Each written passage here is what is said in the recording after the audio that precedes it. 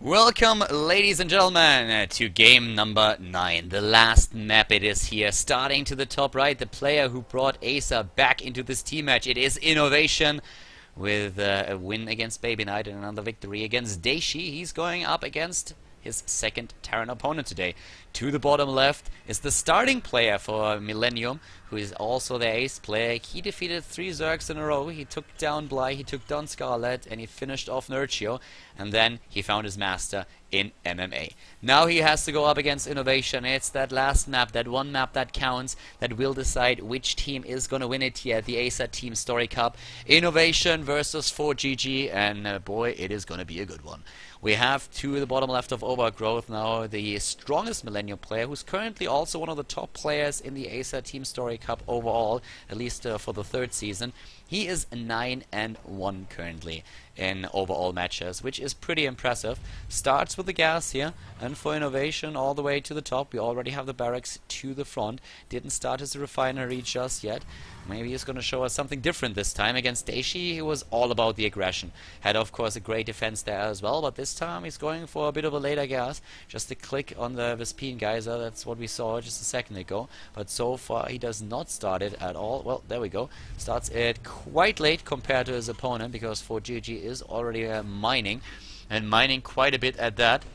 So I'm very interested to see how exactly ForGG is going to play it in comparison to what we saw against MMA.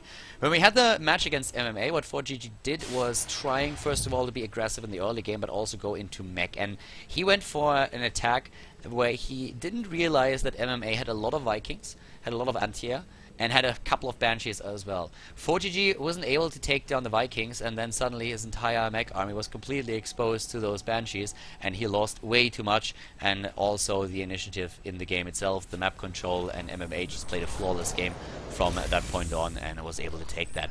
So in this particular game we might see the mech strategy once again, but I think ForGG is going to tweak it a little bit and at least make sure that Innovation will not get that same position that MMA got in the last game. So for now we have just a bit of scouting going on by both of them. The SCV returns after it was denied entrance to the main base, and we have one Reaper by ForGG heading over. And once again, the problem that you have here on Overgrowth is that there is just very little surface area where you can jump into the main base with a Reaper, and that's of course something that Innovation knows. He has those Marines already in position, just waiting there.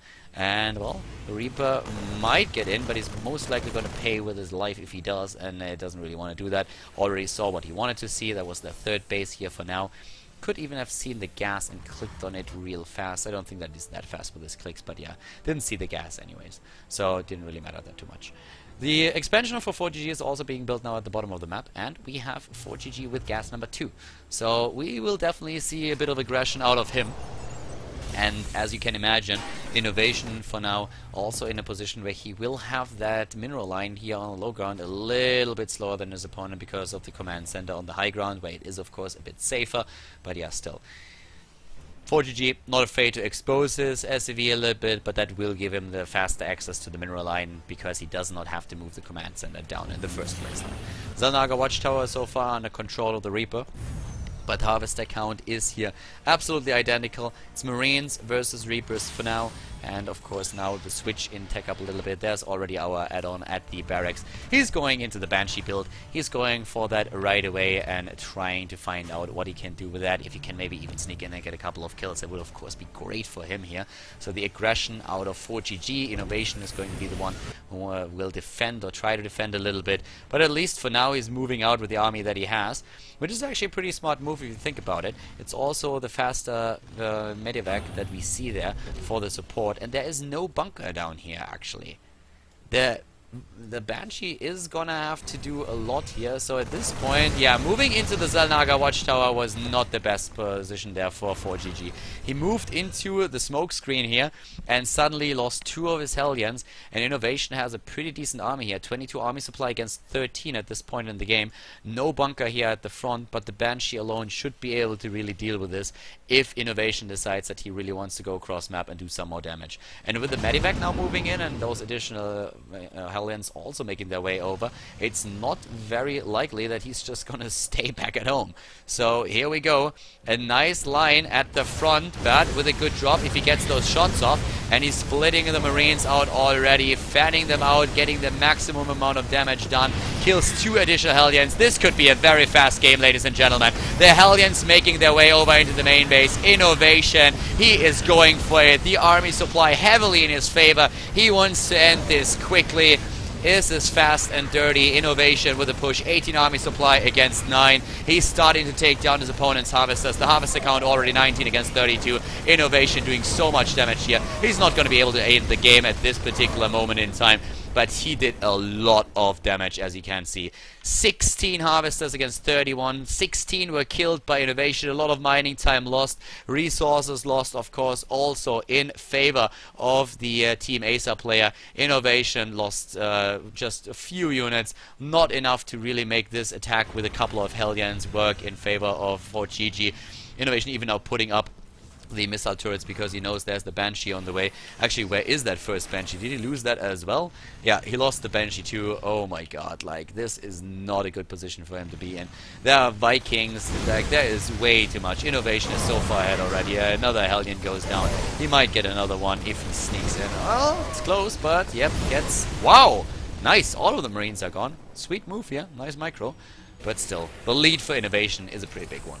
The Harvester lead is the biggest problem for him. 19 to 37, the income at this point, just really, really strong. And of course, this is something that Innovation is already using. He's getting his Vikings out again. He has missile turrets in all the strategically important positions. Once that those Banshees are starting to commit, they expose themselves to the detection and to all of those Vikings that we have there. Another thing that we can, of course, also see is that we see a couple of siege tanks. We have Vikings here, more and more for Innovation. He gets that tech up as well, and that's very, very bad news for GG.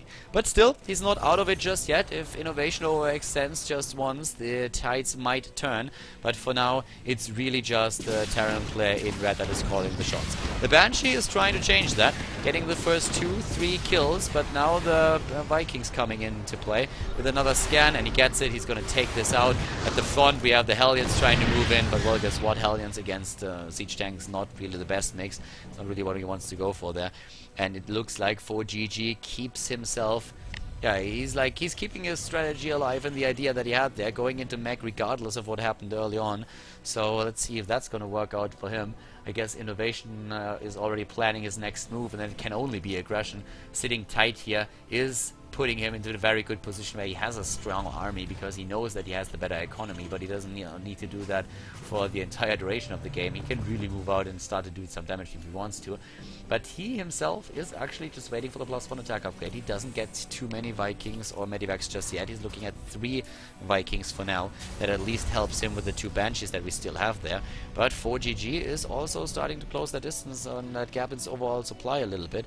And Innovation is just waiting for Stim, for Combat Shield. And I guess he's not going to move out before he has those 2 ready.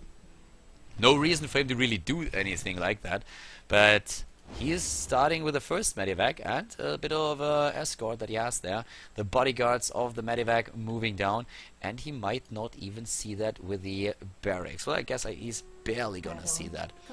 Yeah, and there he goes. So he sees the Viking for now, the Medivac that is. The Vikings could take down the... yeah, they can actually take down the barracks if they want to. A few kills in the main base. If he gets that, he would be pretty happy about it. And, well, there we go. Viking versus Viking. The first shot goes off against the ones that Innovation has there. And that means that this Medivac is going to die. And moves like this is exactly what he needs. This is exactly what ForGG needs to come back into the game. Suddenly, the resources lost don't look that devastating any longer. ForGG and Innovation on the same number here. The harvester count is 37 against 46. Still a pretty big lead in that regard for Innovation, but that also means that the army supply at this point is better for the Millenium player. So he's not out of it just yet. Innovation is starting to move cross-map, and he has already Combat Shield completed. He's going for the Concussive Shell now, and is also on the way to get the Stim upgrade done. And that will put him into a spot where he can definitely do a lot of damage against what we currently see from ForGG. But it's all about the position and about how you can flank your opponent. And the air battle is currently being won by the Millenium player. And that will give him, of course, an opportunity not only take down that last remaining Viking of Innovation, but he might be able to snipe those medivacs. And if he can, then the bio army will be without the healing support. And that can be quite devastating, especially since we have now a position where ForGG might well be able, well, there's a scan, okay, might probably not be able to just catch Innovation off guard and flank him at any point of the game, because that scan revealed the position and Innovation is immediately moving back a little bit, taking a lead in overall army supply again. Blue Flame is coming in, here come the Vikings, take down those medivacs that we talked about earlier, the siege tanks in the back, but we already have the sieged up position for Innovation, and oh my god, ForGG is taking a beating here. GG realizes that after this fight he cannot possibly win it any longer. He was trying it with the lower harvester count, trying to go for the better army and at least win one of those battles. Taking down that initial medivac was definitely a win, at least for a short period of time, but in the end it's Innovation who prevails, and it's Team Acer that win the Acer Team Story Cup match here at hand. Congratulations to Innovation, and congratulations of course to Team Acer.